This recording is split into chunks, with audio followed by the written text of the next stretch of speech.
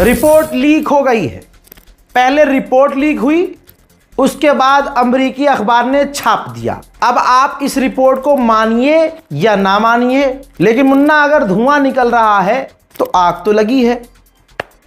और कुछ चीजें आप आंख बंद करके सोचिएगा तो शायद आप जज कर पाएं। सही रिपोर्ट यह आई है कि ईरान का राष्ट्रपति गद्दार है, मोसाद से मिला हुआ है।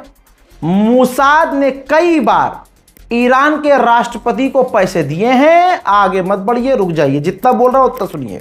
बात हो रही है अहमदीनेजाद की। ईरान के पूर्व राष्ट्रपति अहमदीनेजाद, जो अपने कार्यकाल में अमेरिका और इजराइल के लिए खतरनाक थे, अमेरिका को भर भर कर धमकियां दिया करते थे। लेकिन अब मैं इनके पिछले रिकॉर्ड पर नहीं जा रहा हूं, सीधी रिपोर्ट बता रहा हूं। ये छप गई रिपोर्ट अमेरिका के अखबार में, ये रही द न्यूयॉर्क टाइम्स। हमने इसको वेरीफाई भी किया है, कई जगह वेरीफाई कर लिया हमने। ये रिपोर्ट ईरानियन इंटेल तक पहुंच चुकी है। ईरान की गवर्नमेंट को पता है, लेकिन ईरान इसको एक्सेप्ट नहीं कर सकता। आप खुद अगर ईरानी गवर्नमेंट में होते तो आप भी कबूल ना करते। ठीक, अब खुलासा क्या हुआ है भाई। इजराइल की मोसाद ऐसे काम में एक्सपर्ट है। रिपोर्ट यह है कि पहले से ही मोसाद से 2024 से, पता नहीं कब से, उससे पहले से ही, लेकिन कंफर्म है कि 2024 से पहले से वो मोसाद के टच में थे। यहां तक कि ईरान के पूर्व राष्ट्रपति अहमदीनेजाद, इन्होंने 2024 में हंगरी में मोसाद के लीडर से और कमांडर से मुलाकात की थी। यह भी खेल खुल गया है कि इन्होंने मोसाद से तीसरे रास्ते से कई बार मोटी रकम भी ली। अब इसकी जानकारी अमेरिका को इजराइल ने बाद में दी थी। जंग के दौरान भी, ये जो 41 दिन जंग हुई है, ईरान के राष्ट्रपति अहमदीनेजाद के बारे में बताया गया है, जो पूर्व राष्ट्रपति हैं, कि ये उस दौरान भी इजराइल के साथ टच में थे। दोस्तों, हंगरी ये गए थे ये बहाना बनाकर कि एक ऑफिशियल मीटिंग पे जा रहा हूं, और वहां अहमदीनेजाद ने मोसाद के एजेंट से मुलाकात की। यहां तक कि जब ईरान पर हमला हुआ, तब तक अहमदीनेजाद को पूरी तरह से इजराइल अपने पाले में ले चुका था। ऑब्वियसली 1 रुपया भी पकड़ लिया तो आदमी तो फिर सामने वाले की बात मानेगा ही मानेगा। और आप ईरान का रिकॉर्ड उठा के देखिएगा, ईरान को अंदर ही अंदर लोगों ने ज्यादा चोट पहुंचाई है। ईरान के अंदर मोसाद ने रहकर लोगों को भड़काया, अच्छे खासे पैसे दिए, और क्या क्या कांड करवाया, वो तारीख काफी लंबी है, वो कहानियां काफी लंबी है। लेकिन यह कितना खतरनाक कांड है, और मोसाद इस चीज में माहिर है। CIA दूसरे एजेंसियों से ज्यादा खतरनाक ऐसे काम मोसाद करता है।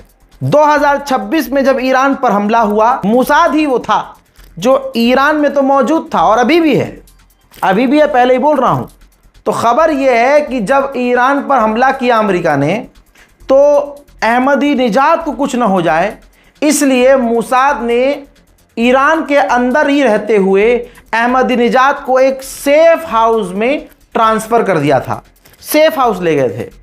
क्यों? उनको क्यों प्रोटेक्ट कर रहा था भाई? डील हो चुकी थी, और डील ये थी कि ईरान के सुप्रीम लीडर को हटाकर, वहां की सरकार गिराकर अपना आदमी बिठा दिया जाएगा, यानी अहमदीनेजाद को बिठा दिया जाएगा एज अ राष्ट्रपति। कितना खतरनाक खेल था। जंग के दौरान एक खबर आई, जिसको मुझे याद है कि मैंने ब्रेक किया था और बताया था कि पूर्व राष्ट्रपति अहमदीनेजाद को भी कत्ल करने की कोशिश इजराइल ने की है।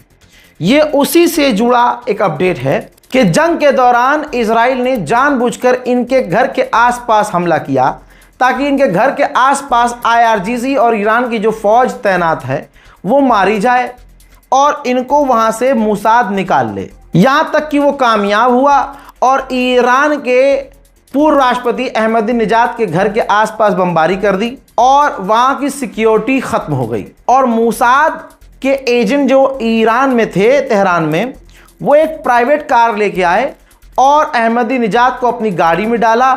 ईरान के अंदर ही मोसाद ने जो अपना सेफ प्लेस बनाया था वहां ले गए। इसके बाद पता नहीं क्या हुआ, रिपोर्ट में ये लिखा है, वैसे ही बता रहा हूं जो लिखा है। रिपोर्ट में ये लिखा है कि नहीं पता क्या हुआ, लेकिन ये इजराइल के सेफ हाउस में जो ईरान में था उसमें गए तो थे, लेकिन वो रुके नहीं वहां और खुद ही वहां से निकल लिए, भागे, बच के भागे, या फिर उनको बता के किसी स्ट्रेटेजी और प्लानिंग से वहां से निकले, लेकिन निकल गए। उसके बाद अपडेट ये है कि IRGC को भनक चल गई कि अहमदी निजाद गद्दार हैं, तो अहमदी निजाद को हाउस अरेस्ट कर लिया गया IRGC के द्वारा। शायद यही वजह है कि इस पूरी जंग में बड़े बड़े जो कांड हुए, सड़कों पर जनाबे अली लरीजानी जैसा आदमी जो इजराइल के डायरेक्ट निशाने पर था और पता था लरीजानी को कि इजराइल मार देगा, तब भी वो सड़क पर आए, ठीक, और फिर बाद में हुआ ये कि उनको शहीद भी किया गया। लेकिन ऐसे कई सेंसिटिव जगहों पर पूर्व ईरान के राष्ट्रपति अहमदी निजाद सामने नहीं आए। एक दो बार वो सामने आए, उसके बाद वो नहीं आए। कहा जा रहा है इसकी पीछे की वजह यह है कि IRGC ने उन्हें हाउस अरेस्ट कर रखा है अभी भी। उधर अमेरिका ने अभी अभी ऐलान कर दिया है, कंफर्म है, ये इशारा तो मैं पहले ही दे चुका था पहले की रिपोर्ट में, लेकिन अब कंफर्म कर दिया है, ऐलान कर दिया है ईरान ने, कल से यानी अगले 22 घंटे के बाद पूरे स्ट्रेट फॉर्मूज में अमेरिका ब्लॉकेज लगा रहा है। यह ब्लॉकेज अमेरिका को, डोनाल्ड ट्रंप को अपना ताऊ और बाप मानने वाले देशों पर भी अप्लाई होगा। दुनिया भर के टैंकर्स अब ईरान के रास्ते से नहीं जा पाएंगे, और अगर आपको मालूम है अगर जाएगा कोई भी टैंकर तो उसे अमेरिका को पैसा देना होगा, यह भी आप सुनने वाले हैं। अब क्योंकि अमेरिका ने ही स्ट्रेट ऑफ हॉर्मूज बंद करने का ऐलान कर दिया कि हम पीछे से ही बंद कर देंगे, तो तेल के दाम 8% बढ़ गए हैं। लीजिए, इधर अपनी संसद को यानी कांग्रेस को डोनाल्ड ट्रंप ने बता दिया है कि 7 जुलाई से ईरान के साथ जंग शुरू हो चुकी है, हम अपने डिफेंस में लड़ रहे हैं और जंग की शुरुआत हो चुकी है। ईरान के पायलट की जमकर तारीफ हो रही है जिसने सऊदी अरब के हमलों के बीच उसी एयरपोर्ट पर जहां बमबारी कर रहा है सऊदी अरब, वहां ईरान के पायलट ने महान एयरलाइंस को लैंड कराया। जरा ये वीडियो देखिए जिसमें हमला हो रहा है, हमले का धुआं दिख रहा है और ईरान के एक्सपर्ट पायलट ने बड़ी आसानी से, आराम से, सेफली जहाज को लैंड कराया। अब इसके बाद का मैं आपको अपडेट दे चुका हूं कि यमन के हुथीज ने सऊदी अरब के एयरपोर्ट पर हमला किया। अब उसकी तस्वीर आ गई है कि यमन की तरफ से जब मिसाइलें निकली हैं तो आसमान में मिसाइलें नजर आ रही हैं।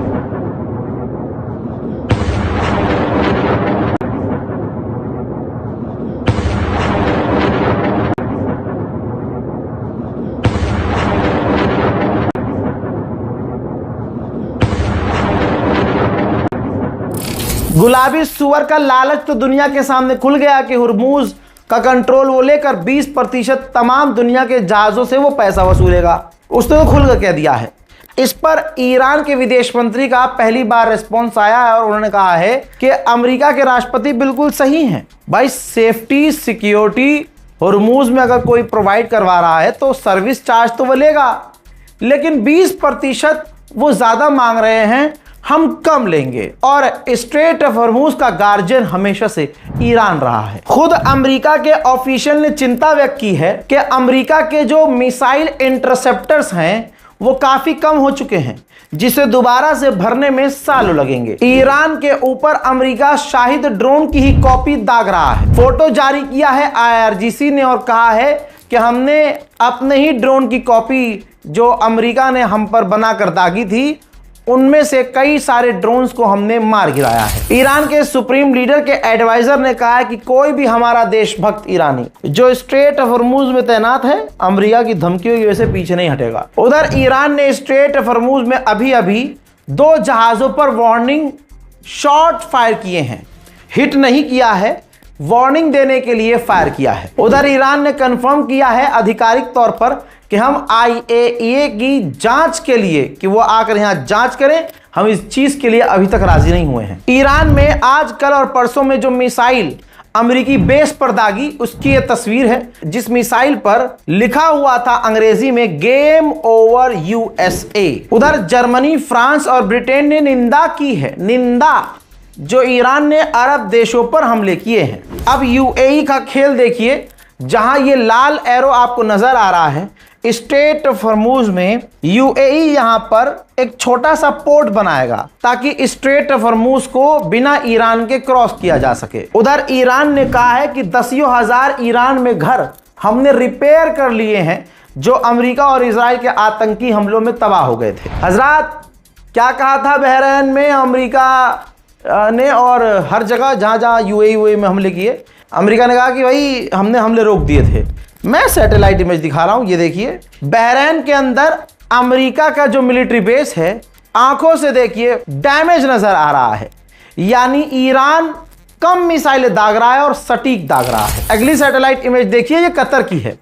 कतर में जो अमेरिका का बेस है, ईरान ने उसे भी कामयाबी से हिट किया है, जला हुआ नजर आ रहा है अमेरिका का बेस। लीजिए तीसरी सैटेलाइट इमेज जॉर्डन की है।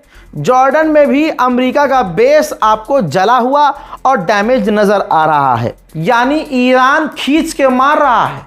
और इसी के साथ मैं तमाम मुसलमानों को मुबारकबाद पेश करता हूं। उधर इंटरनेशनल मरीन टाइम ऑर्गेनाइजेशन ने कहा है कि किसी को भी स्ट्रेट ऑफ हॉर्मुज में टोल नहीं लेना चाहिए। ईरान के राष्ट्रपति ने ईरान के अंदर ही रूसी टॉप ऑफिशियल से मुलाकात की है और डील यह होने वाली है, ईरान की लाइंस को, पावर लाइन को रशिया की पावर ग्रिड से जोड़ा जाएगा ताकि रशिया से ईरान बिजली ले सके। उधर अमेरिका के ऑफिशियल ने कहा है कि ईरान से बातचीत होगी लेकिन आग की बरसात के बीच। साउथ अफ्रीका की ईरानियन एम्बेसी खेल रही है।